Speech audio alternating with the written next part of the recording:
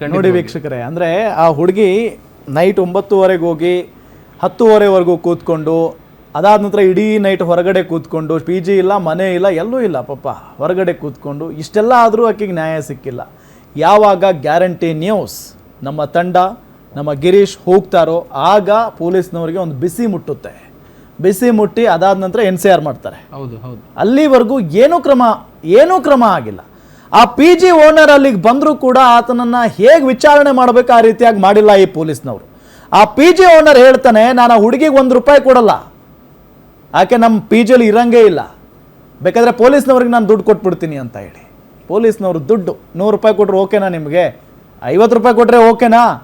₹1000 ಕೊಟ್ಟರೆ ಓಕೆನಾ? ಬಿಟ್ಬಿಡ್ತೀರಾ? ಎಂಥ ದಬ್ಬಾಳಿಕೆ ಮಾಡಿದಾನೆ ಅಂತ ಅಂದರೂ ಕೂಡ ಬಿಟ್ಬಿಡ್ತೀರಾ ಅವನನ್ನು ಪೊಲೀಸ್ನವರು? ಒಬ್ಬ ರಿಪೋರ್ಟರ್ ಬಂದ ಮೇಲೆ ನೀವು ಕೇಸ್ ತಗೋತೀರಾ ಅಂತ ಅಂದರೆ ಇನ್ನು ಎಲ್ಲ ಪ್ರಕರಣಗಳಲ್ಲೂ ಹಿಂಗೇನಾ? ಇನ್ನೂ ಎಷ್ಟೆಷ್ಟು ಕೇಸ್ಗಳು ಹಿಂಗೆ ಮುಚ್ಚಾಕಿದಿರೋ ಏನೋ.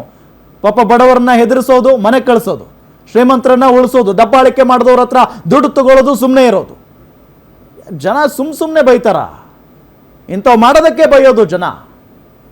ನಿಮ್ಮಂಥವರಿಂದ ಒಳ್ಳೆ ಪೊಲೀಸ್ನವ್ರಿಗೂ ಕೆಟ್ಟ ಹೆಸರು.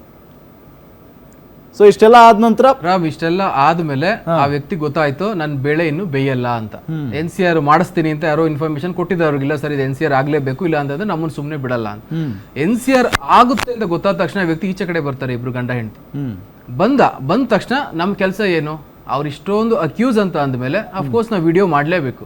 ನಮ್ ಕ್ಯಾಮ್ರಾಮನ್ ವಿಡಿಯೋ ಮಾಡ್ತಾ ಇದ್ರು, ನಾನು ಮೊಬೈಲ್ ಅಲ್ಲಿ ವಿಡಿಯೋ ಮಾಡ್ತಾ ಇದ್ದೆ, ಗಾಡಿ ನಂಬರ್ ತಗೊಂತಾ ಇದ್ದೆ.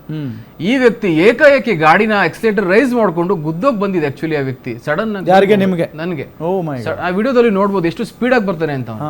ಸಡನ್ ಆಗಿ ಮೊಬೈಲ್ ನ ಗ್ರ್ಯಾಬ್ ಮಾಡ್ಕೊಂಡು ಅಲ್ಲಿಂದ ಆತ ಹೋಗಕ್ ಟ್ರೈ ಮಾಡ್ತಾನೆ. ನಾನ್ ಸರಿ ತಗೊಂಡೋಗಾಯ್ತು, ನೀನ್ ಎಲ್ಲಿಗೆ ತಗೊಂಡೋಗ್ತೀಯ ತಗೊಂಡೋಗಾಯ್ತು. ಆ ವ್ಯಕ್ತಿ ಆ ಹಂತ ಕೇಳಿದ ಅಂತ ಅಂದ್ಮೇಲೆ ನಾವು ಇಳಿಲೇಬೇಕು, ಸರಿ ತಗೊಂಡೋಗು, ಏನ್ ಮಾಡ್ಕೊಂತಿ ಮಾಡ್ಕೋಗು ಅಂತ.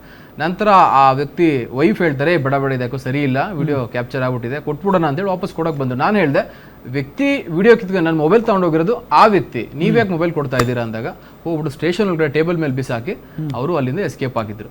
ನಾನು ಸ್ಟೇಷನ್ ಇನ್ಸ್ಪೆಕ್ಟರ್ ಹೇಳಿದೆ, ನೋಡಿ ಸರ್ ಅವರು ಮೊಬೈಲ್ ಕಿತ್ಕೊಂಡಿದ್ದಾರೆ, ಅವ್ರು ಬಂದು ಕೊಡಬೇಕು, ಅಲ್ಲಿ ತನಕ ನಿಮ್ಮ ಹತ್ರ ಇರಲಿ ಅಂತ ಅಲ್ಲೇ ಬಿಟ್ಟಿದ್ದೆ ನಾನು.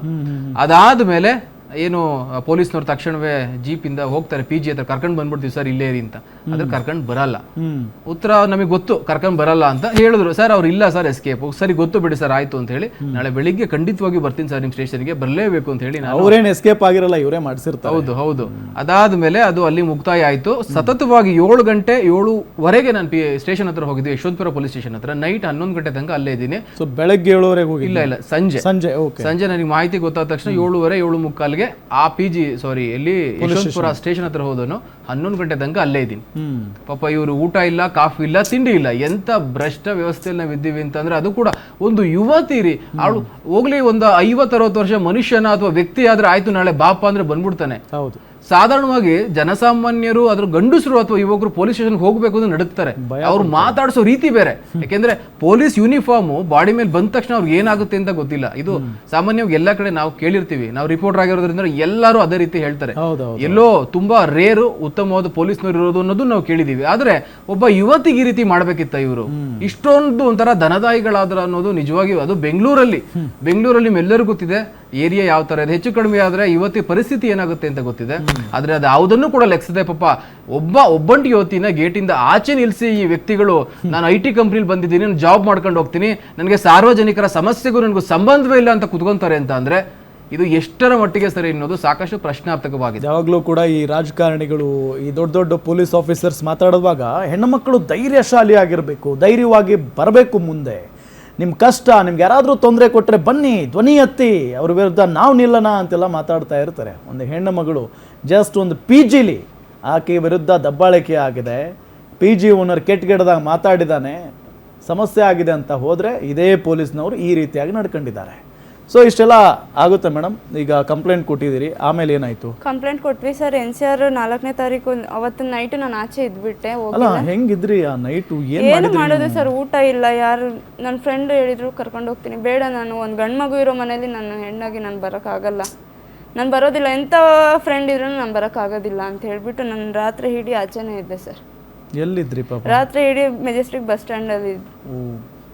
ಅದು ಯಾವ ಥರ ಇದೆ ಮೆಜೆಸ್ಟಿಕ್ ಬಸ್ ಸ್ಟ್ಯಾಂಡ್.